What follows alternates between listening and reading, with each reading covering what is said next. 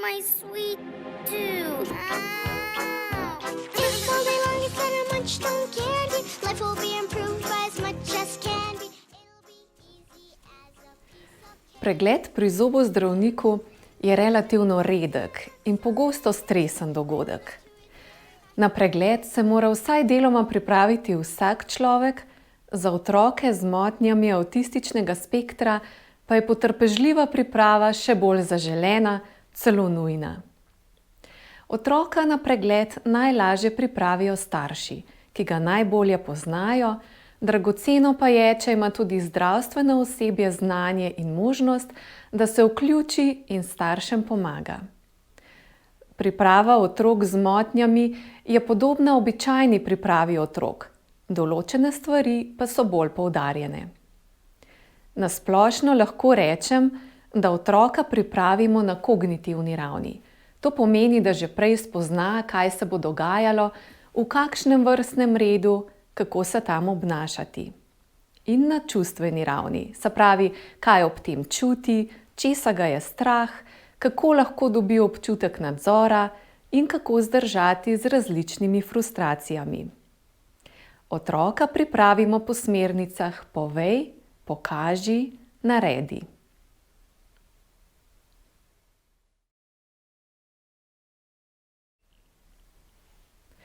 Otroci potrebujejo nazorno razlago z zelo podrobnim opisom posameznih korakov, tudi tistih, ki se drugim otrokom zdijo logični in samoumevni.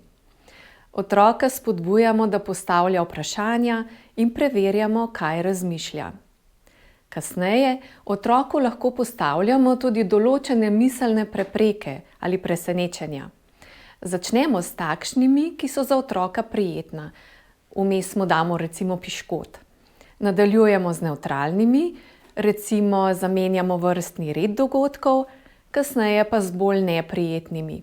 Na primer, vprašamo ga, kaj boš naredil, če bo jutri tam druga zobozdravnica.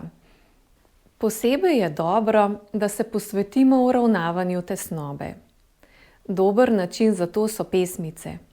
Otroku dajo informacije, ki si jih hitro zapomni, poleg tega mu ritmično daje občutek domačnosti.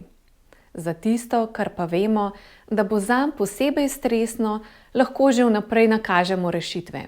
Na primer, če te bo motil zvok brnenja, povej in ga bomo utišali ali pa bomo vrtanje večkrat prekinili. S tem tudi njemu pomagamo pri iskanju novih strategij. Priprava je bolj nazorna, če lahko otrok stvari vidi na ilustracijah, fotografijah, filmih in risankah in o njih sprašuje. Tega materiala je zelo veliko in je dobrodošlo, ko ga uporabimo. Risanje pa nam da še dodaten vpogled v to, kako otrok določeno stvar doživlja, vidimo, kakšne barve uporablja, so črte nežne ali grobe, kaj je posebej poudarjeno. Če dovoli, tudi mi kaj dorišemo in se o tem pogovarjamo. Risba je še bolj dragocena pri otrocih, ki ne govorijo ali imajo omejen govor. V igri vlog odigramo določeno situacijo, preden se zares zgodi. Najprej izberemo tisto različico, ki otroku povzroča najmanj tesnobe. Na primer, odrasli na igrači pokaže, kako poteka pregled. Potem otrok na igrači ponovi in vnaša svoje elemente, ki jih lahko komentiramo. Lahko tudi spodbujamo različice, na primer, kaj bi pa tale medved naredil, če bi ga motil vonj? Potem otrok enako ponovi na odraslem in šele nazadnje odrasli na otroku pokaže, kako bo potekal pregled. Z igro vlog otrok dobi občutek nadzora. Pokažemo mu različne možnosti in mu pomagamo pri uravnavanju tesnobe. Otroka opazujemo, ga pohvalimo in smo pozorni na to, kje so težave. Taka igra je vir informacij, katera dejanja otrok ponavlja, katere besede uporablja, česa se igrače bojijo, je v igri zadržan ali grob. Igra je odraz notranjega doživljanja, ki ga z besedami pogosto še ne zna izraziti. Pomembna je pri otrocih, ki imajo omejen govor, in pri tistih, ki težje navezujejo socialni stik. Otroku pa seveda zelo pomaga, če že prej prehodi pot do ordinacije, vidi stavbo, čakalnico in ordinacijo. Prvi obisk je pogosto namenjen samo spoznavanju tega in vedenja v takšni ustanovi. Zdaj pa vam pokažem še primer, ko je otrok sam sinhroniziral risanko. Kot vidimo, smo lahko v tem, kako pripraviti otroka, zelo ustvarjalni. Pomembne so ideje in prilagoditve konkretnemu otroku. To je tvoj dinozaver, Jure. Pazi na njega. Zelo grde zobe ima. Tu ne bo alkohol pomagal, niti vodka. To bo treba temeljito čiščenje z vodo. Evo ga. Acid pa krtaca. Ja, zdaj pa videli, kako se to dela.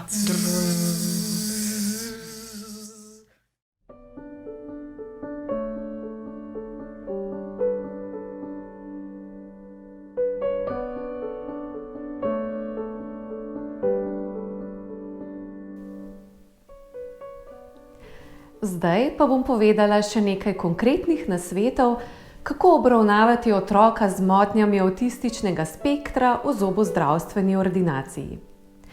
Najprej pri otroku ali pa njegovih starših preverimo, če obstaja kakšen senzorni dražljaj, ki otroka posebej moti. Če obstaja, ta dražljaj po možnosti odstranimo, če se ga pa ne da, ga pa skušamo prilagoditi. Seveda pa pomagamo otroku tudi z idejami, kako naj se sam zaščiti. Na primer, če ga moti močna luč, da zapre oči ali si da sončna očala ali pa glušnike za hrup. Pri otroku opazujemo, koliko socialnega stika zmore in se temu prilagodimo. Včasih se lahko zdi, da je stika malo in otrok deluje, kot da je odklonilen, ampak pomembno je, da mi kljub temu ostajamo odprti in v stiku z njim. Otrok ne zmore stika, mi ga pa zmoremo. Otroka v stik seveda ne silimo, posebej ne v očesni kontakt. Ga pa pohvalimo, kadar stik zmore, tudi če gre z njegove strani samo za drobne geste ali pa odzive. Predvsem je dobro, da vemo, da otrok ni nevljuden, temveč da več kot toliko stika ne zmore. Pozorni smo na to, da otrok čim več časa vidi naš obraz. Na primer, se ne obračamo, ko mu govorimo, in čim manj nosimo obrazno masko. Ker otrok težje prepoznava čustvene izraze, sta naša gestikulacija in obrazni izraz v bistvu lahko še bolj izrazita, včasih tudi pretirana, ampak za otroka bo to ravno prav. Otroku povemo jasno, konkretno, nedvoumno in podrobno, kaj bomo naredili. Posebej, če nekaj odstopa od običajnega poteka obravnave. Dobro je, če mu povemo za vsak korak in skušamo se izogibati dvoumnim pojasnilom. Na primer, še malo pa bo. Mi vemo, kaj bo in kdaj, ta otrok pa ne. Izogibamo se, kot smo rekli, prenesenim pomenom, sploh pa cinizmu. Dobro je tudi, če povemo, kdaj bo konec, če je to možno. Če otrok ne govori, mi kar ohranimo besedno komunikacijo. Če ne govori, še ne pomeni, da nas ne razume. Lahko pa jo podkrepimo še s kakšnimi gestami in telesnim vodenjem otroka. Na primer, če dovoli, ga primemo za roko in ga peljemo do stola ali pa z roko pokažemo, kam naj gre in kam naj se usede. Če otroka nekaj zelo zmede in vznemiri, skušamo ugotoviti, v čem je bila narejena, kot rečeno, napaka, seveda z vidika otroka. Včasih je to popolna malenkost, ki jo lahko hitro in zlahka popravimo. Če pa to ni možno ali če ne vemo, kaj je, otroka skušamo predvsem pomiriti. Najbolj pomembno je, da sami ohranimo miren glas in nasploh ostanemo mirni. Gre za to, da starši, ki doživljajo veliko takšnih izbruhov pri teh otrocih, se pogosto tudi sami vznemirijo, sploh v takšnih situacijah, kjer naj bi se otrok lepo obnašal. Pomaga torej, če mi ostanemo mirni in sprejemajoči. S tem vsem zelo pomagamo.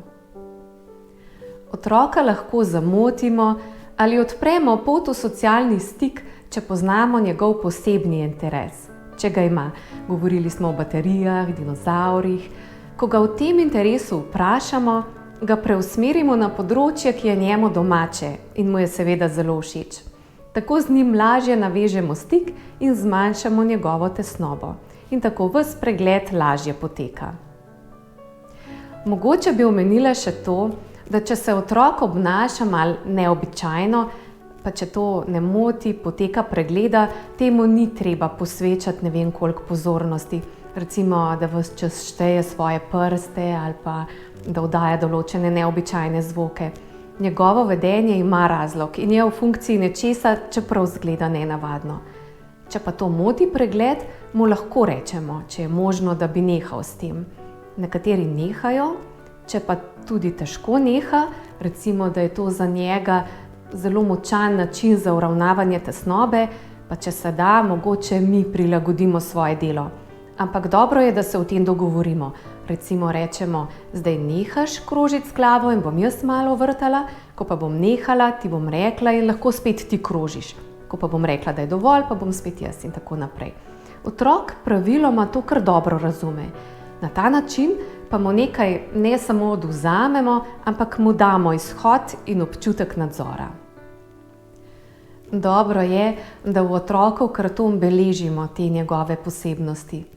Tako imamo ob naslednjem obisku že izhodišče. To je posebej dragoceno, kadar nas nekdo nadomešča. Za konec bi rekla še, da otroka čim večkrat pohvalimo. Tudi obisk zobozdravstvene ordinacije je zanj priložnost, da napreduje v svojem razvoju in v izkušnjah. Pri tem pa je zelo velika razlika, če smo ob njem razumevajoči, v primerjavi s tem, da bi bili brezbrižni ali pa mogoče celo odklonilni. Najbolj dragoceni sta prijaznost in potrpežljivost. Če boste želeli o motnjah avtističnega spektra prebrati še kaj več, lahko posežete po teh dveh knjigah. Knjiga Kako je biti jaz je izšla tudi v angleškem jeziku.